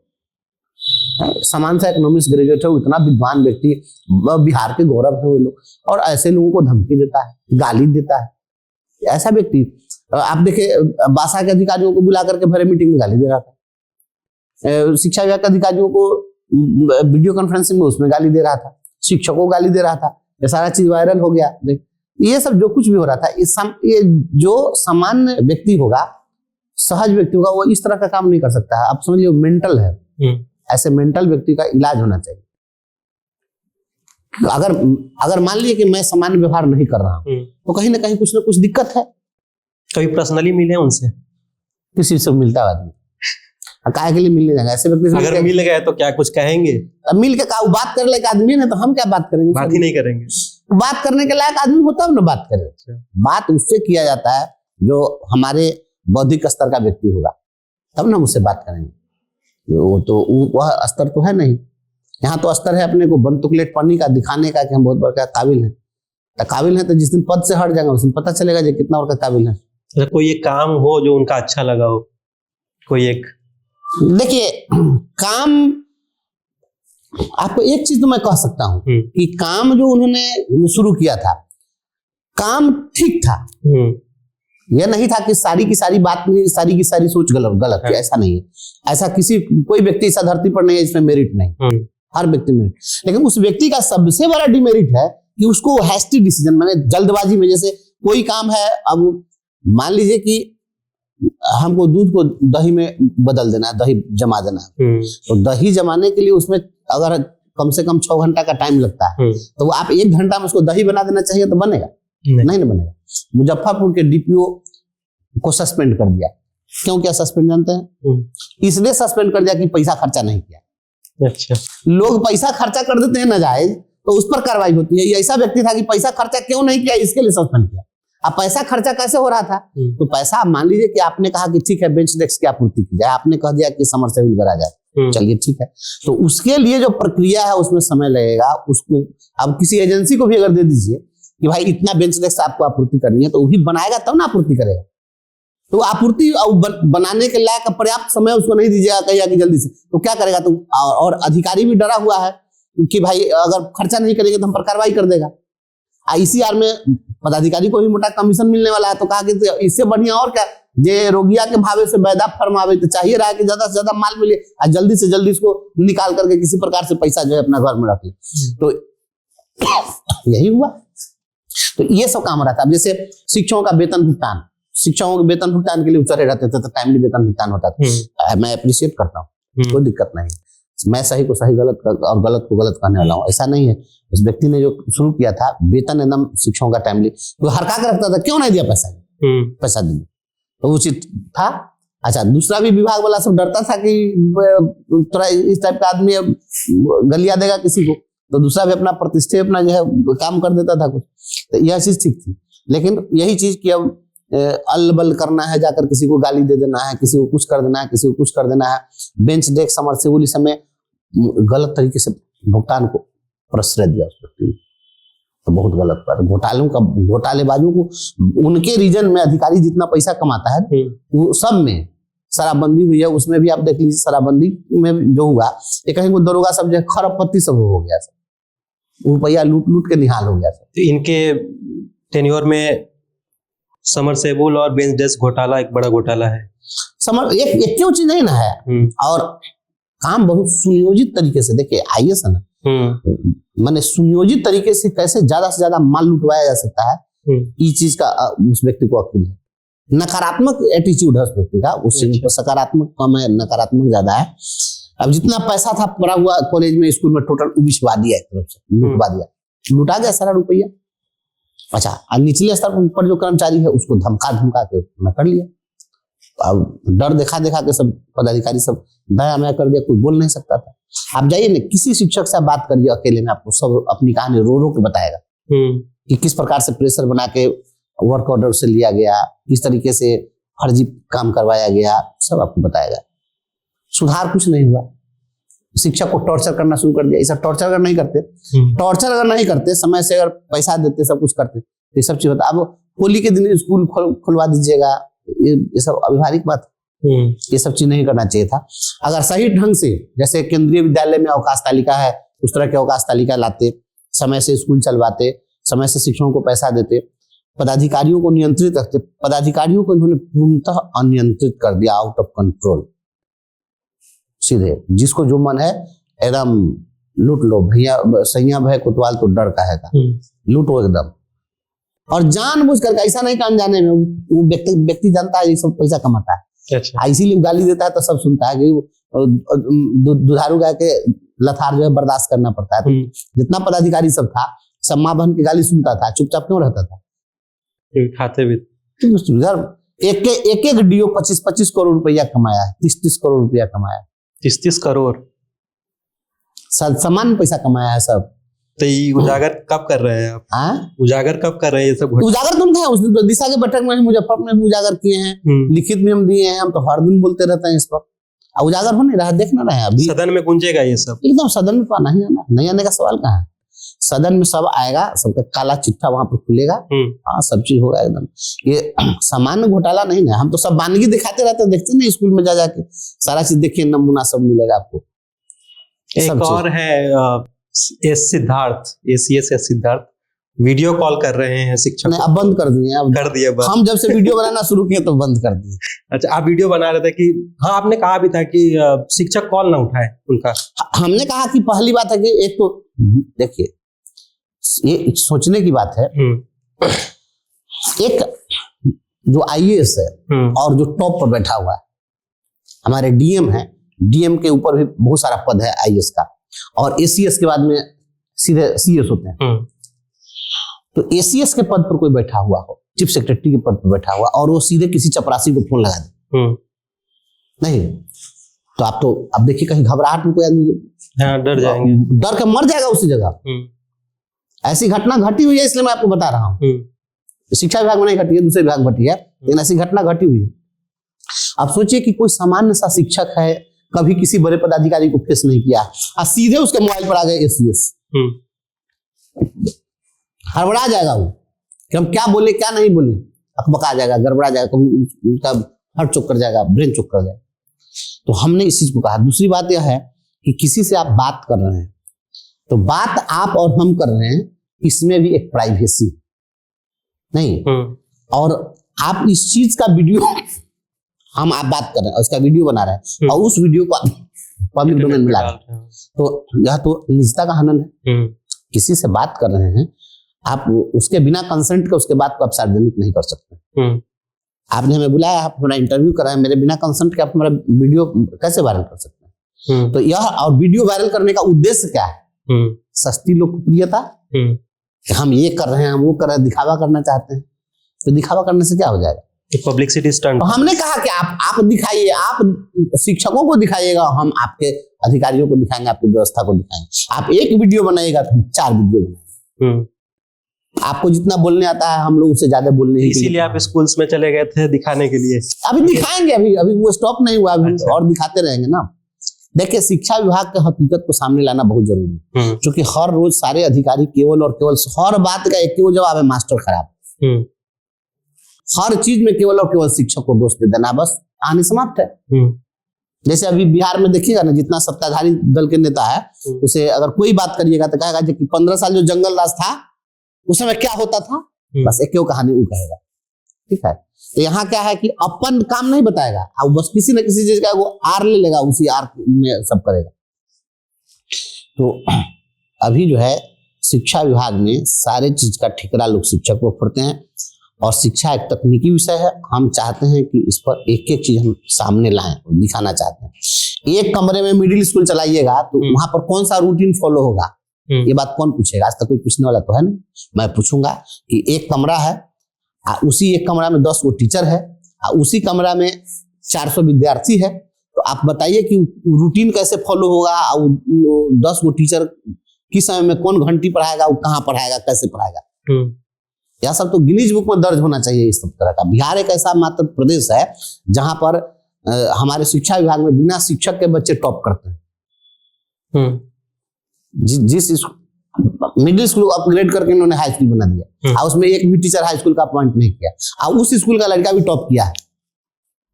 भाई हमारा तो हमारी जो धरती है, यहाँ ईश्वर का विशेष आशीर्वाद प्राप्त है एकदम। सब यहाँ पर ऐसा ऐसा विद्वान पैदा लेता है बिना गुरु के।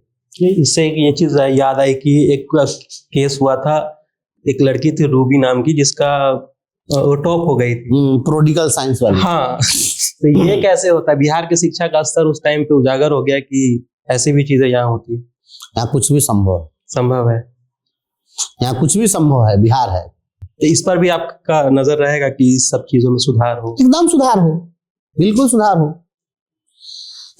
नहीं खिलते कुसुम मात्र राजाओं के उपवन में, अमित बार खिलते हुए पुर से दूर कुंज कानन में, समझे कौन रहस्य प्रकृति का बड़ा अनोखा हाल, गुदरी में रखती चुन चुन कर बड़े कीमती लाल। आप अमीरों के टेरेस में लगे गमलों में उगे फूल को देखना चाहते हैं, हम उस वन फूल को तराशना चाहते हैं जो कहीं बंजर जमीन में भी उगकर खुशबू बिखेर देते। एक ये भी है कि कई वीडियोस इंटरनेट पे हैं कि कोई पत्रकार है या फिर यूट्यूबर हैं जो स्कूल्स में चले जाते हैं, शिक्षकों से सवाल करते हैं, इसकी स्पेलिंग बताइए, उसकी स्पेलिंग बताइए, और शिक्षक वहां पर बोल नहीं पाते हैं। अच्छा एक चीज बताइए, जो भी लोग जाते हैं, अभी यूट्यूब का जमाना आ गया, उसे लोग पैसा कमाते हैं, तो सस्ती लोकप्रियता के लोग करते हैं। सभी लोग कमाने खाने के धंधा में लगे हुए हैं, ये पत्रकारिता का धंधा नहीं। पत्रकारिता का मतलब वह नहीं होता है जो ये लोग करते हैं।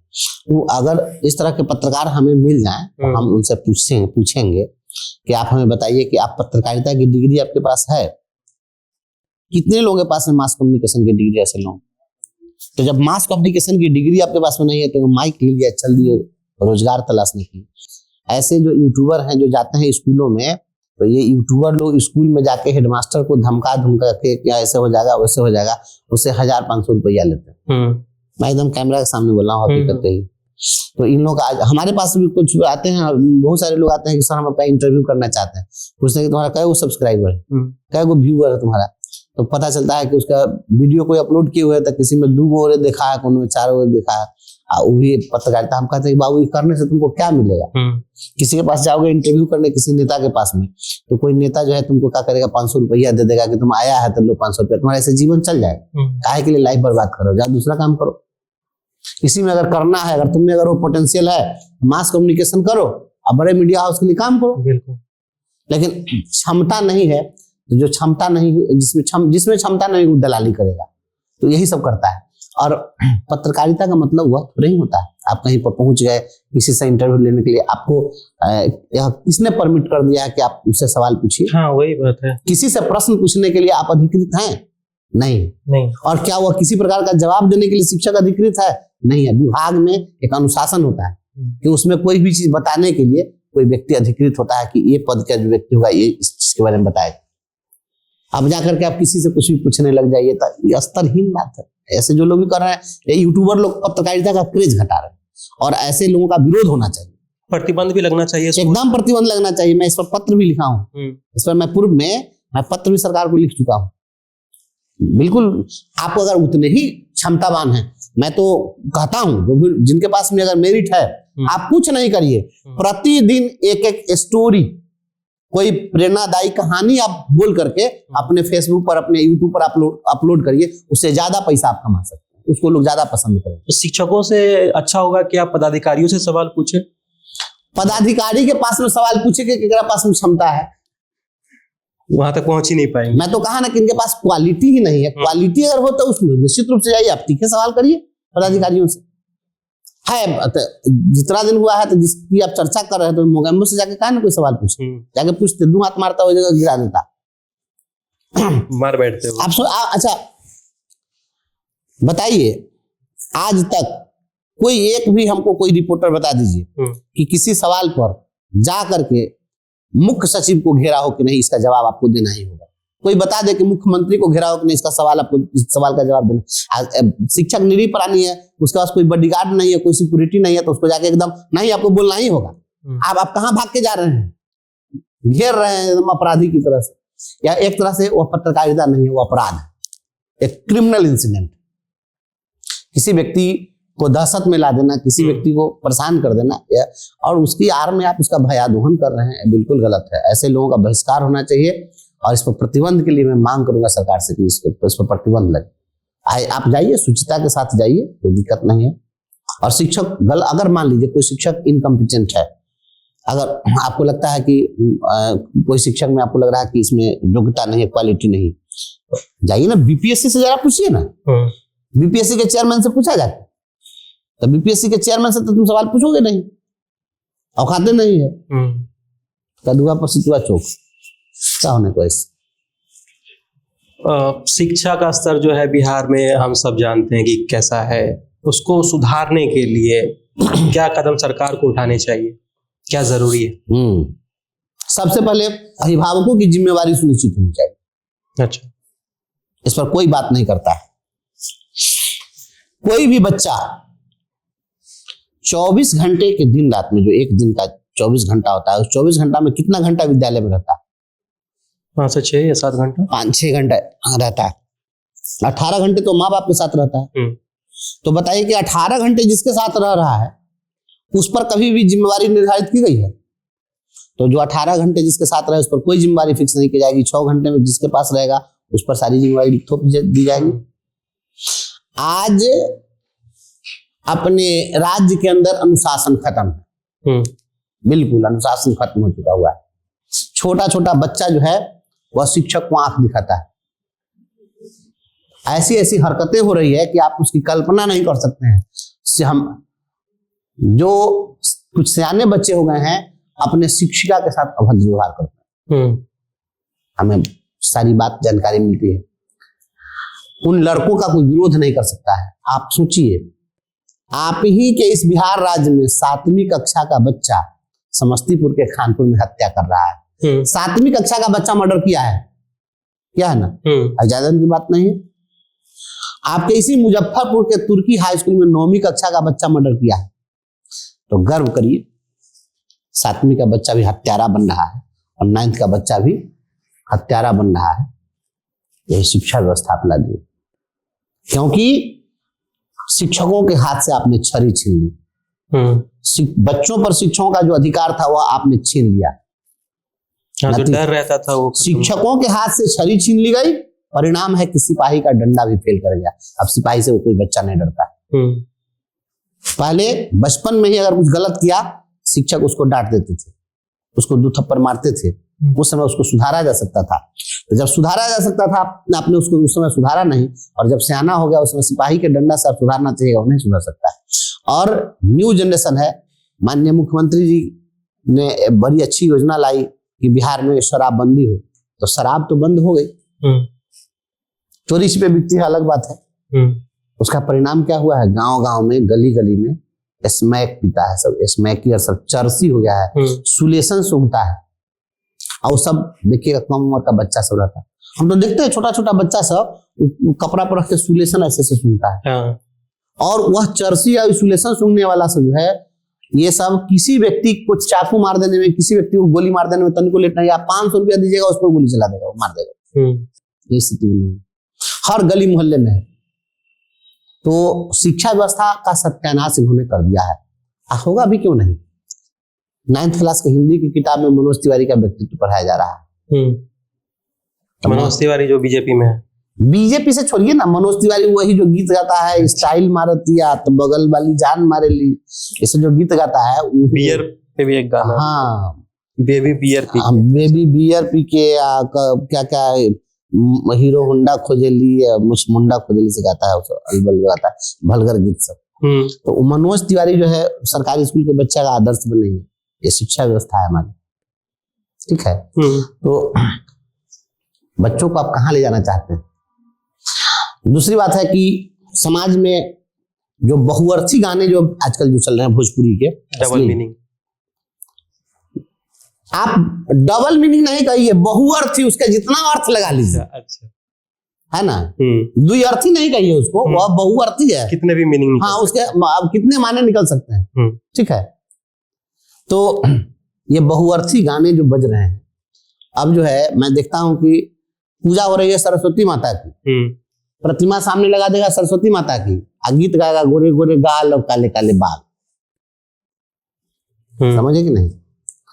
तो बहुअर्थी गाने यह समाज में जिस तरीके की चीजें परोस रहे हैं, यह भी नए जनरेशन को बर्बाद कर रहे हैं। छोटे छोटे बच्चे उसी पर गीत गाते हैं, माँ बहन के सामने में अश्लील हरकत करते हैं, कोई बोलने वाला नहीं है। तो सबसे पहले तो मैं आपके चैनल के माध्यम से मैं मांग करता हूं सरकार से, इस पर भी मैंने पत्राचार किया था सरकार से। मेरे जेहन में जो भी बातें आती है मैं इन सभी चीजों को उठाता रहता हूं। तो सबसे पहले एक सेंसर बोर्ड बनना चाहिए राज्य के अंदर में, कि कोई भी गाना अगर कैसेट के रूप में अगर रिलीज हो, तो कैसेट में रिलीज होने से पहले वह सेंसर बोर्ड में जाना चाहिए, और सेंसर उसको पास करे कि यह हमारे समाज के लायक है या नहीं है, तभी उसको अनुमति देना चाहिए, नहीं तो ऐसे गीत नहीं बजने चाहिए।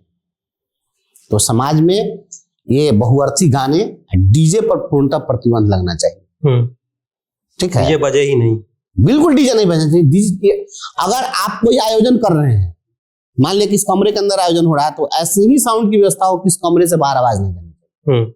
बाहर में डीजे बजाएगा, और डीजे बजा करके बाहर में लफंदरगिरी करता है सब। हमारे पास तो, हम तो स्कूल में थे तो आता था ना गांव का लड़का से कोई चंदा उंदा मांगने के लिए, हम सभी कि सर चंदा दीजिए, तो आता था तो हम चंदा देते थे सबको, लेकिन हम पहले पूछते थे कि सरस्वती जी की पूजा करने जा रहे हो, 2 हमको श्लोक बताओ जिस श्लोक के माध्यम से तुम सरस्वती जी की आराधना करो। तब भी बात देता था कुछ नहीं आता, आता जाता तुमको कुछ नहीं है, तुम पूजा करने चले हो। ये सब का क्या मतलब है? ये सब जो है बस केवल और केवल इन लोगों के लिए एक ऐसा आयोजन है जिस आयोजन में ये सभी लोग उच्छृंखलता कर सकें, इनको पूरी आजादी हो धर्म के आड़ में। नहीं, इनके गार्जियन माँ बाप कुछ नहीं बोले, समाज के लोग नहीं बोले, जितना भी लफंदरगिरी। अच्छा, सड़क पर जो देखते हैं कि मूर्ति का विसर्जन करने के लिए चले हैं, डांस करा, भोजपुरी गीत बज रहा है, डीजे बज रहा है, पीछे जो डांस करता है लगता है जैसे खंडानी लौंडा की तरह जो डांस करता है सब, जैसा बाप मतारी पूरा खंडानी यही पेशा में उतरा हुआ हो करता है। आप चलिएगा सड़क से तो डरे डरे आपको निकलना पड़ेगा, कखनी डंडा में चला देवे, कहीं गाड़ी दे तोड़ दे, कैमरा न फोड़ दे। ऐसी स्थिति का सामना किया कि नहीं किया? तो आदमी को किसी दूसरे को दहशत में आपको लाने का क्या राइट है? ये सब चीज पर रोक लगाइए। किशोरावस्था का जो बच्चा है, अगर कहीं चरस पीते हुए पकड़ा जाए, कहीं पर आपको ये सुलेशन सूंघते हुए पकड़ा जाए, पूरा पुलिस को लगाइए इसमें, सिविल ड्रेस में पुलिस को लगाइए। जहां पकड़ा जाए ऐसे बच्चा सब, पकड़ के पहले उसके गार्जियन को पहले इलाज कीजिए कि तुमने अपने बच्चे को यह खुली छूट क्यों दी है। आप समझिए, एक देश है नॉर्वे, उस देश के अंदर प्रत्येक साल सरकार हर परिवार के भौतिक सुख सुविधाओं का अध्ययन करती है, सर्वे कराती है कि उस परिवार में क्या क्या फैसिलिटी है। उसी तरह से स्विट्जरलैंड में है, मुजफ्फरपुर का एक दंपत्ति गया आपको स्विट्जरलैंड, मैं बता रहा हूँ 10 साल पहले की बात, 10-12 साल हो गए। तो स्विट्जरलैंड में गया और वहीं पर शादी कर लिया, उसकी नागरिकता वहां की हो गई, नागरिकता हो गई, उसको एक संतान जन्म लिया। वह संतान जब थोड़ा सा बड़ा हुआ तो जो सरकार की सर्वे टीम आई, उसने कहा कि एक ही कमरे में आप रहते हैं, अब आपका बच्चा थोड़ा सा बड़ा हो गया है, इसके लिए आपको अलग कमरे की व्यवस्था कर देनी पड़ेगी, और टाइम फ्रेम कर दिया कि आप 6 महीने के अंदर आप इसके लिए सेपरेट व्यवस्था करिए, आप एक ही कमरे में हस्बैंड वाइफ और ये बच्चे नहीं रख सकते, उसके लिए आपको सेपरेट व्यवस्था करनी है। नहीं क्या, निर्धारित समय के बाद में आई टीम और उस बच्चे को हैंड ओवर अपने कर लिया, अपने अधीन, कहा कि अभी बच्चा आपका नहीं रहे। कहा कि एक बच्चा अगर बर्बाद होता है, एक बच्चा अगर बिगड़ता है, तो तुम यह सोचते हो कि तुम्हारा बेटा है, तुम्हारा बेटा बाद में इस देश का नागरिक सबसे पहले है, और इस सिद्धांत पर सरकार को काम करना पड़ेगा। एक चरसी अगर चरस भी रहा है तो किसी एक बेटा का, किसी बाप का बेटा होगा, एक परिवार का संतान होगा, वह जो बात है वह बाद में है। सबसे पहले इस देश का एक नागरिक है, और इस देश का एक नागरिक अगर अपराधी हो गया तो पहले उसको ठीक करना जरूरी है, और इस नजरिए से सरकार और प्रशासन को देखना पड़ेगा। क्या किसी व्यक्ति को यह खुली छूट दे दिया कि आपके पास में औकात नहीं और आप संतान को जन्म दीजिए और समाज के लिए समस्या पैदा करिए? समाज के लिए समस्या पैदा करने का अधिकार दे दिया जाए लोगों को? आप अगर जन्म दे रहे हैं किसी संतान को तो उसके पहले तय होना चाहिए कि आप जो है उसके पालन पोषण और परवरिश के लिए आप सक्षम हैं या नहीं तो वह कल को अपराधी बनता है, दूसरे को गोली मारता है। सज्जन व्यक्ति का क्या दोष था कि उसको गोली मार दिया, रोड पर चल रहा है, गाड़ी से साइड नहीं मिला उसको तो गोली मार दिया। आप सोचिए, इन सब चीजों पर बहुत बड़ी चर्चा करनी होगी और इसके लिए सरकार को संवेदनशील होना पड़ेगा। बिल्कुल, संवेदनहीन सरकार जो है ये सब चीज नहीं कर सकती है।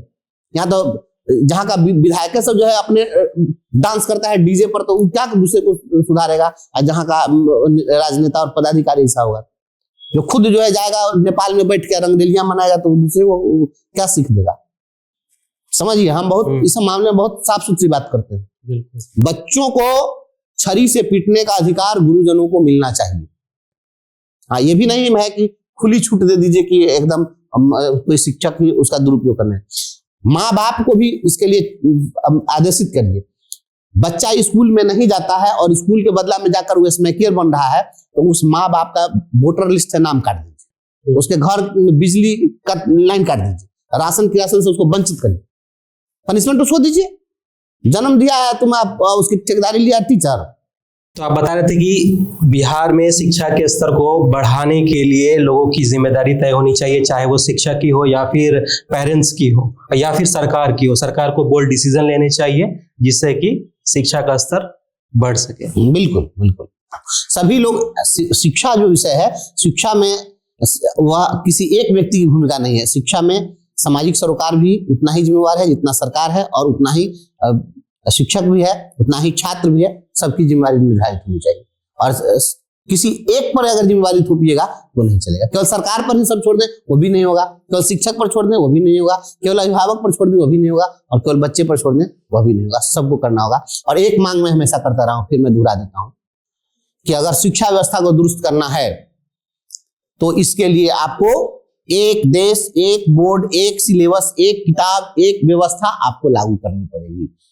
रानी की हो या भंगी की संतान, सबकी शिक्षा एक समान, कॉमन एजुकेशन सिस्टम आपको लागू करना होगा। सभी स्कूलों में, ये स्कूल जो है आजकल जो शहर में चल रहा है, सभी स्कूल किताब की दुकान है, इस दुकान को बंद करिए। वहां शिक्षा का केंद्र बनना चाहिए। वहां भांति भांति के प्रकाशन का किताब बेचने के लिए लोग स्कूल खोले हुए हैं और बिक्री केंद्र नहीं होना चाहिए। सभी जगह एनसीईआरटी किताब पढ़ाई। तो ये थे हमारे साथ एमएलसी बंसीधर बृजवासी। बहुत बहुत धन्यवाद सर आपका। Thank you.